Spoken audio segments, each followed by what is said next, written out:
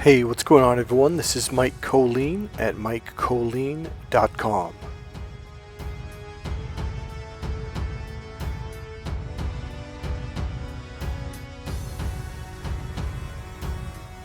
Does not the Lord your God say to be strong, to be courageous? Yes, He does. Where in the Bible? Tell me right now. Maybe I missed that verse. Where in the Bible does it say to be a victim, to lay down, to let people walk over you, to let people kick you while you're down? Where does it say these things? Where in the Bible does it say to be weak? It does not say that anywhere. You might say, oh, but the Bible says the meek shall inherit the earth. Number one, that does not tell you to be weak. Number two, it means you did not read your Bible. You did not read the translation of the word meek. For the word meek means the quiet and strong, like a highly trained soldier, like a warrior with a sword. Never, ever listen to anyone who ever tells you to stand down. Never listen to anyone who tells you to be weak. Never do that again. Never tell anyone, never listen to anyone who tells you to be nice to your oppressors. You were told by the Bible that you were given dominion over the earth.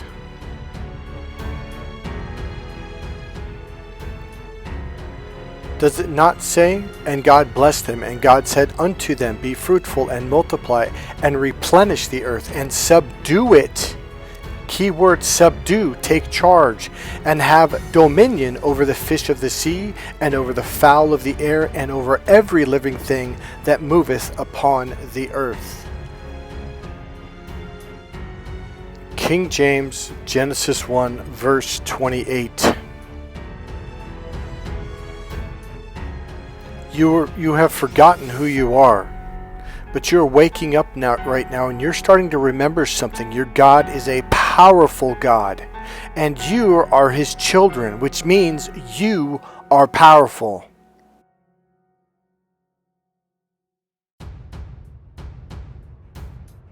You've been lied to by the enemy that's infiltrated your churches, that have become church leaders, that have become Bible study leaders, who have lied to you and twisted every verse in the Bible to make you weak, to convince you that God wants you to be this nice, quiet pushover. No, okay, I challenge you. Where in the Bible does God say that?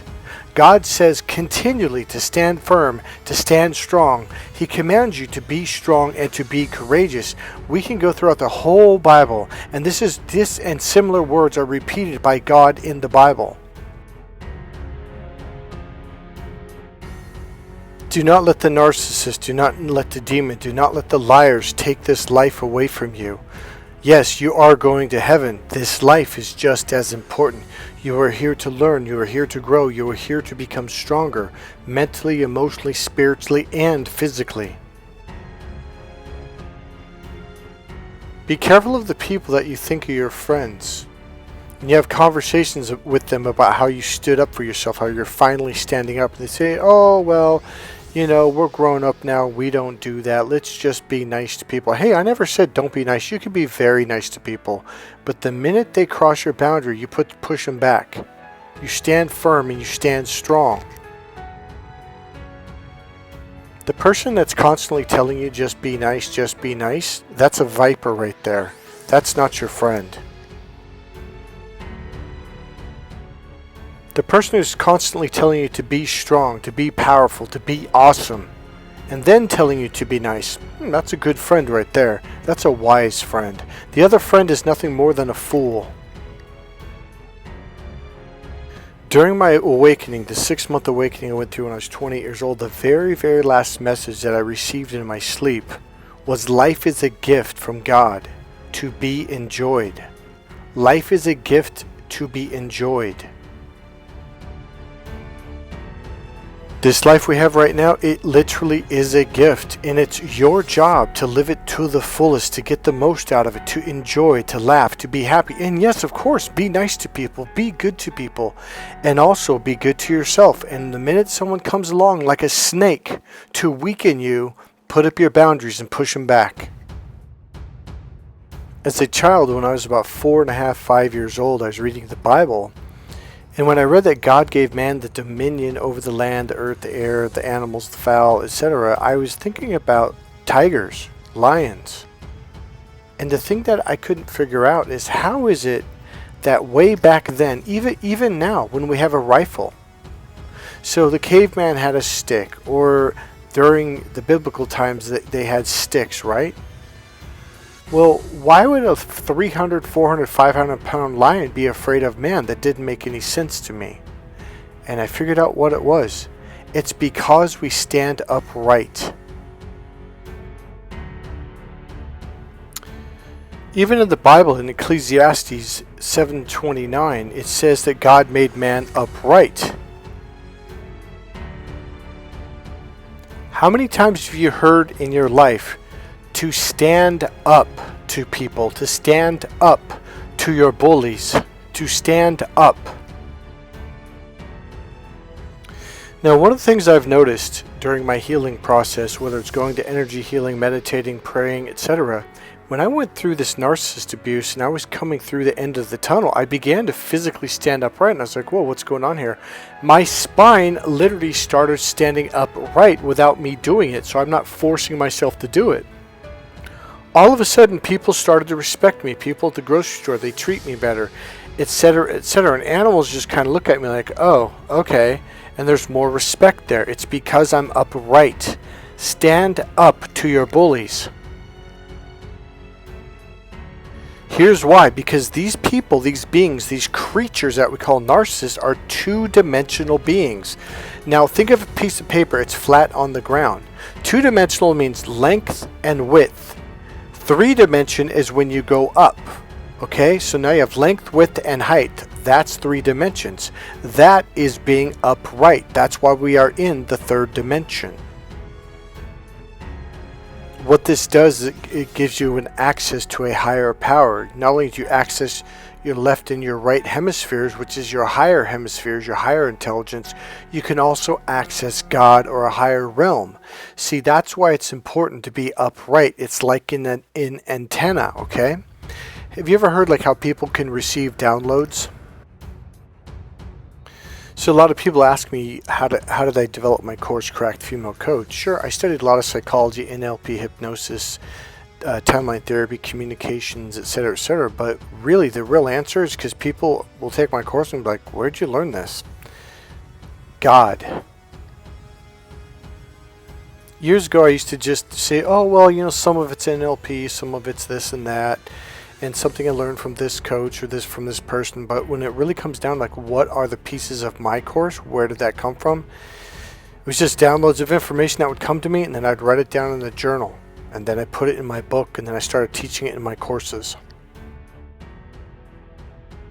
So here's the deal. When you walk into a room, a narcissist is afraid of you, and so their goal is to try to put you in the same state of fear that they're in, so they can pull you down. Now remember, as I said in my last video, the left brain, the logical processor, is the two-dimensional brain.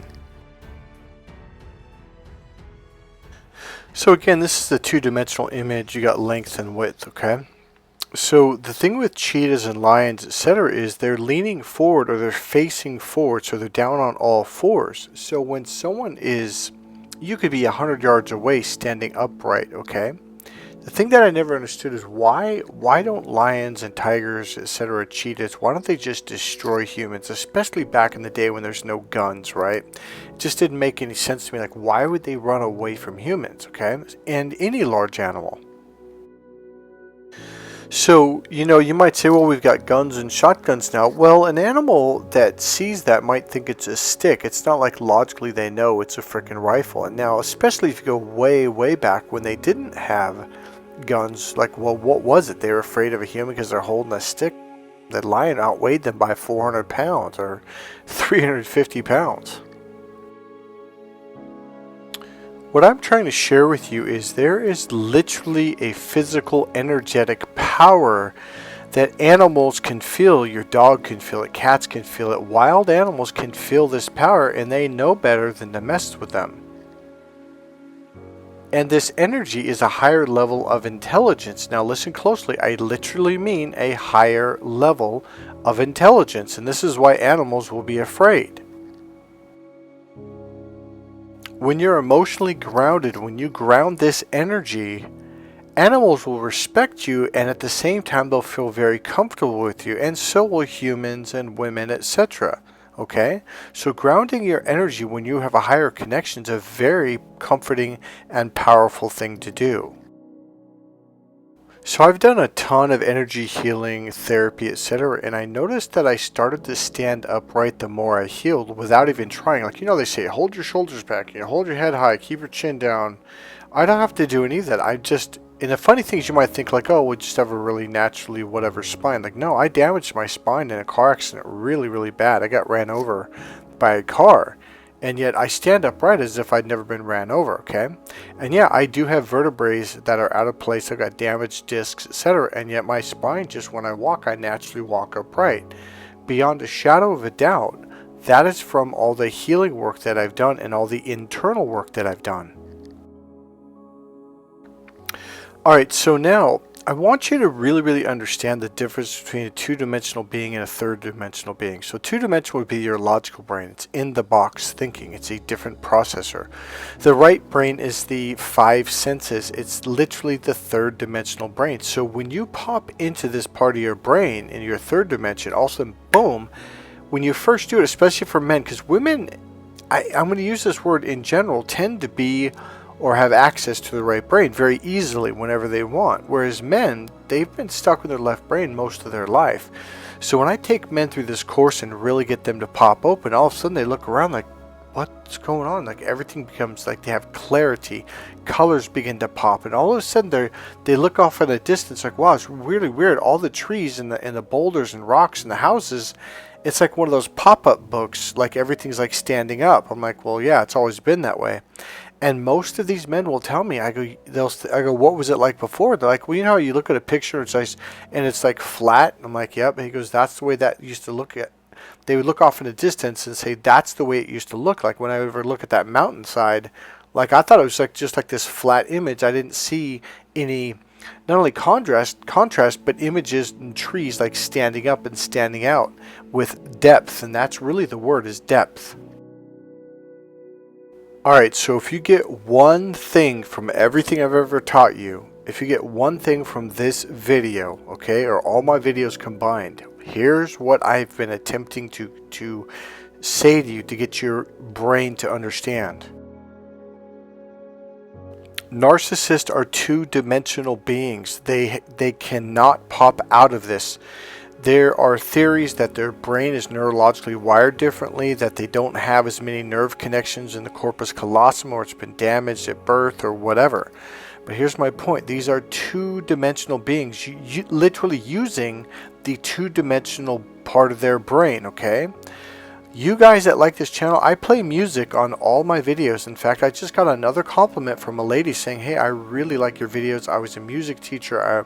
I'm really into music, and it really, I don't know if she said motivates me or engages her into the information.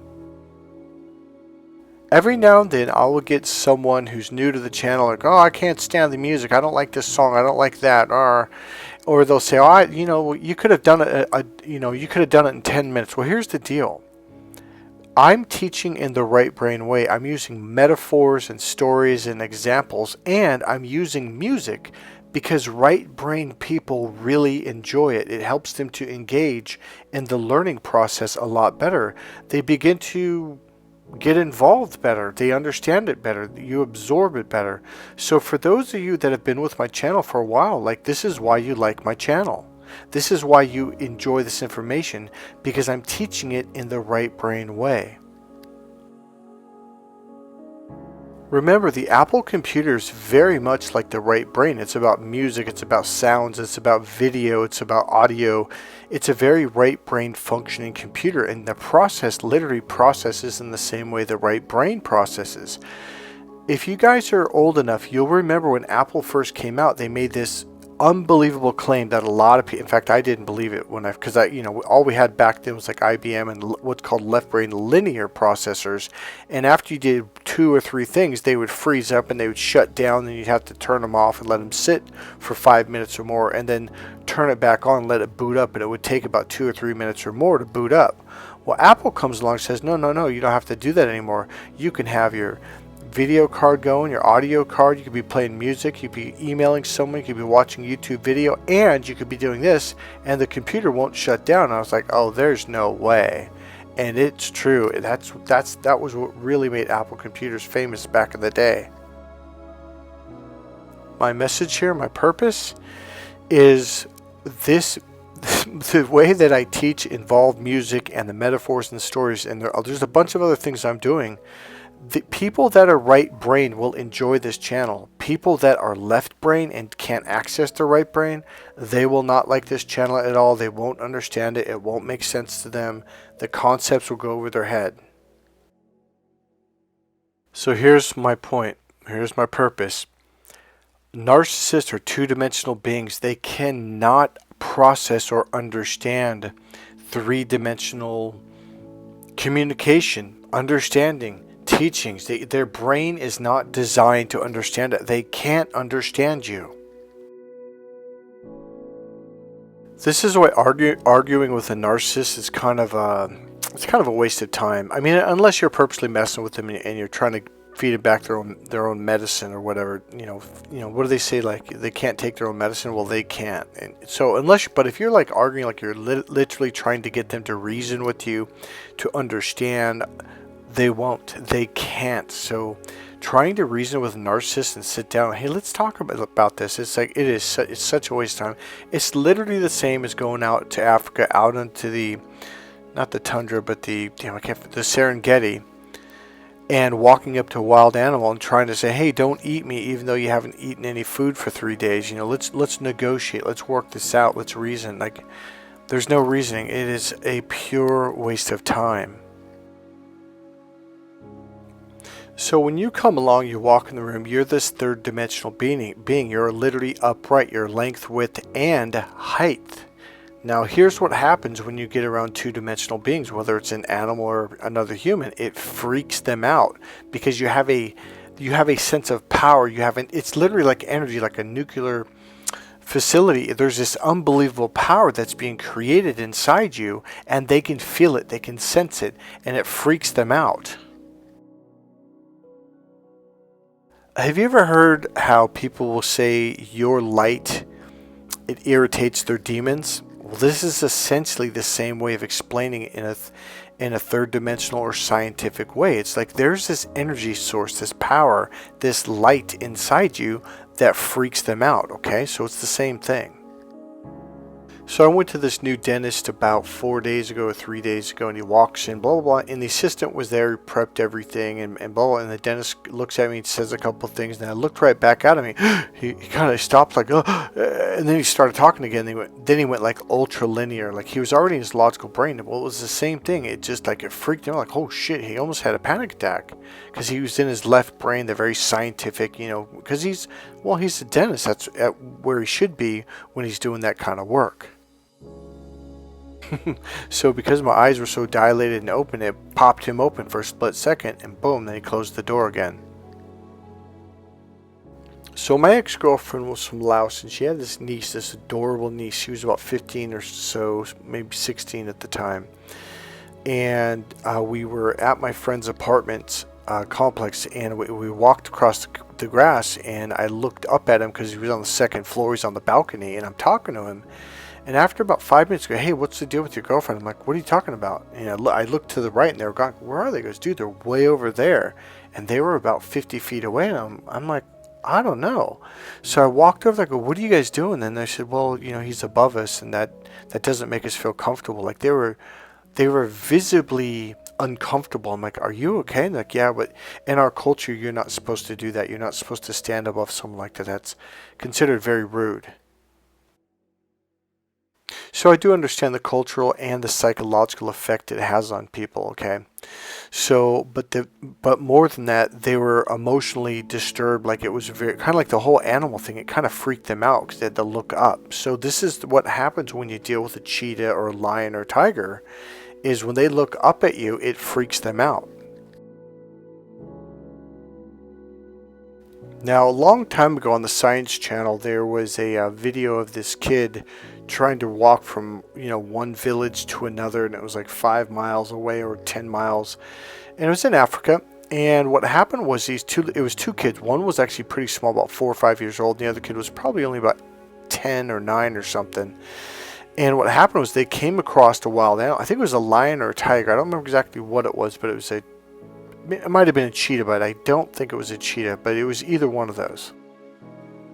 So what happened was all of a sudden these kids got really scared and they stood up straight, and whatever it was kind of kept coming a little bit closer. So then the kid looked around and he found two like wide pieces of wood that were about 1.5 feet, 2 feet tall, and he gave one to his brother and they put it on top of their head. They held it above their head to make them look even taller. And then the animal got scared and started backing away. So the kids walked forward slowly, kept walking forward until the animals finally took off. And the narrator on this, channel came on and said, and the reason why they did that is because it made them look taller, which intimidated the animals. So this is why it's really, really important to stand up to your abuser, to stand up. It literally means to stand upright. This goes all the way back to the book of Genesis, okay? I'm essentially, or actually, talking about where it says God gave man dominion and let them have dominion over the fish of the sea and over the fowl of the air, etc., etc. Okay, this is Genesis 1:26 through 28. This is the King James Version. So now I introduce you to what I call Cheetah Girl. This is a woman who literally stands up to cheetahs in real life. Yes, this is real. On YouTube, you can search the title Brave Woman Taunts Cheetahs, okay? And you'll find the actual video.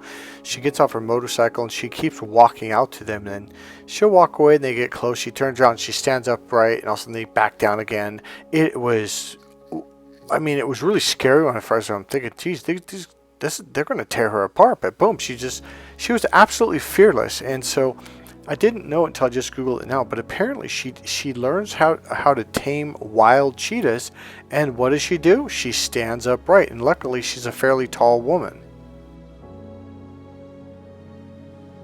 Now I'm going to give a video clip of a Ben after I had finally got him to pop open into his right brain, seeing the three-dimensional world, because we are three-dimensional beings living in the three-dimensional world. That's what the world is. It's three-dimensional. So he let him talk. It's kind of the video is bad. I think I was using an iPhone 4 or something like that to record it because it was kind of a spur of the moment thing when it happened. So one thing Ben mentions, he says it feels like a drug. No, he wasn't on any kind of drug, but when a man pops open, this is a very typical experience. It's way more than aha moment. It is a life-shifting, life-changing moment. When they open up to the right brain and they begin to perceive the world from this experience, it's like what is this? And yet they've seen it their whole life, but they never saw it from this side of the brain. Okay, so I guess talk. So what's it feel like now? It feels like in the car it felt like I was on just like a drug. Does it feel like it like now though? Or what do you mean it's different? It's a little bit less. But man, in the car it was just like I was on the best drug ever. Right. Just way fucking relaxed, way fucking open, just clear as fuck. Would you say the reason why most people do drugs is because they're trying to get where you're at right now? Yeah. Do you understand how people are holding back and how that's keeping them from their happiness? Yeah, I see that now. Right before we did what we did today, I remember sitting in the car and being kind of uptight, just... Speak a little bit louder. I remember feeling the tightness in the car before we went out and did the thing. Right. And right after I got in the car, it was just like a world apart, Man, that was pretty good. And right now... Describe the difference between, you said before you did it you felt A, and then now you feel what? So describe A first. It's just... I feel like that's how normal people go through life. You feel tight. You feel... Stressed. Stressed, yeah. For no reason. Yeah, you feel just... That's normal life. You just accept it after such a long time. And afterwards, it was just like... letting go of the brakes, just boom, you know. And I realized that it is just that easy. You can just do it anytime you want. Right. So we looked at the mountain over here, or massive hill. I don't know how well my cell phone's picking up. I see it in the view thing. So when I said, now that you look at it, what does it look like now? What did you say? It feels solid. Mm-hmm. It's like, you know, I've been living here for about 11 years, and we see the hills every day. Right. And they're more of just an image. You see them in the background every day, but now when I look at it today, it's like I'm seeing it for the first time. I can feel its solidity. I think I said to you when you asked me that. Yeah, right. It feels like it's made of earth and stone for the first time. Say that a little bit louder. Just speak louder. Just do it. It feels like it's made of real stuff, real stone and earth. Yeah, I think for the first time. I think you said like real rocks and stones and dirt. Is that what you said? Yeah. It just looks real. It feels real. So did you notice how you went from all your life? You've been here. What'd you say? 11 years. Yeah. You grew up here, and you never looked at that mountain and really saw how solid and how real it is. So people, what we did with the Benev was we opened him up to his consciousness. We woke him up. There's so many different ways to explain it. So what I said to Benev was, I said it to him a while ago, but now I said, now do you understand what I mean when I walk around and say those people are asleep? Yeah, I get the picture now. You feel like you're awake now? Yeah. All right. The colors are way more brighter. Say that louder. Let him hear it. The colors are way more brighter. Like, I can smell the fresh air. I can hear the birds. I can for first time in my life, I think I'm paying attention to my own voice. Yeah, and Mike showed you guys that view right there, and it was a little bit brighter, but man, even right now, it's bright as fuck. Yeah, you can really see the. Okay, he said it's bright as fuck, so you can really see the colors and the hues and the different. Now, do you understand? Yeah.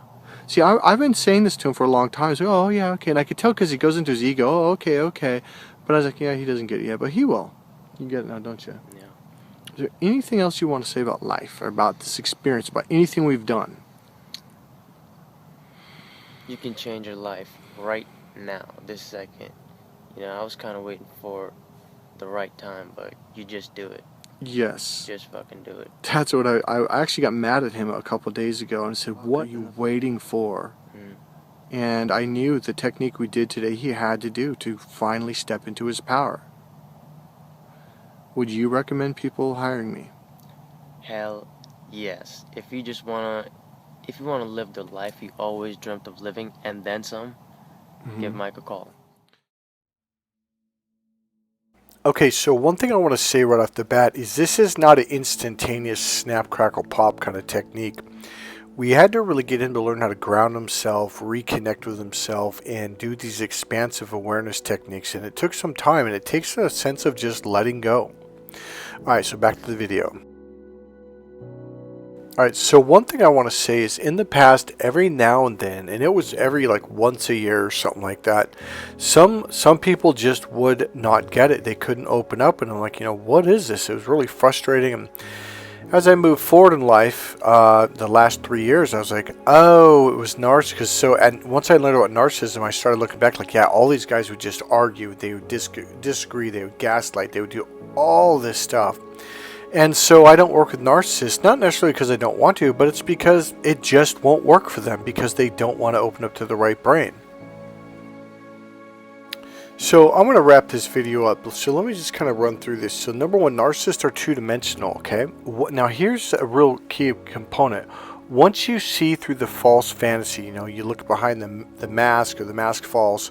So so remember that video I made about how that guy was basically terrorizing our neighborhood and people, and it was just it was something like narcissist falls into his own trap. So I think that was the title of the video. It was about a week ago or 10 days ago.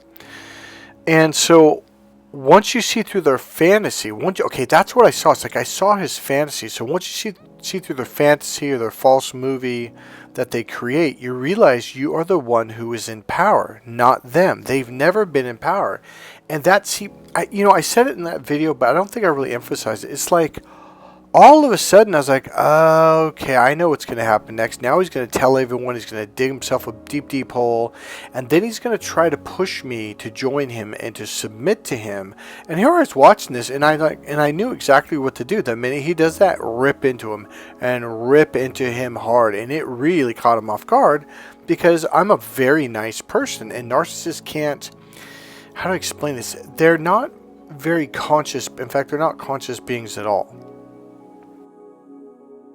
So even though you could look at me and be like, wow, like Mike's about 50 pounds heavier than this guy's a small little twerp, he's never lifted a weight in his life, he's never played any sports, he's never learned martial arts, nothing. Because I was nice to him, remember, narcissists take kindness as weakness. Now, you might think, well, that's just not nice. You got to understand, they're two-dimensional beings. They can't, God, how to explain this? They can't process in the way that you process.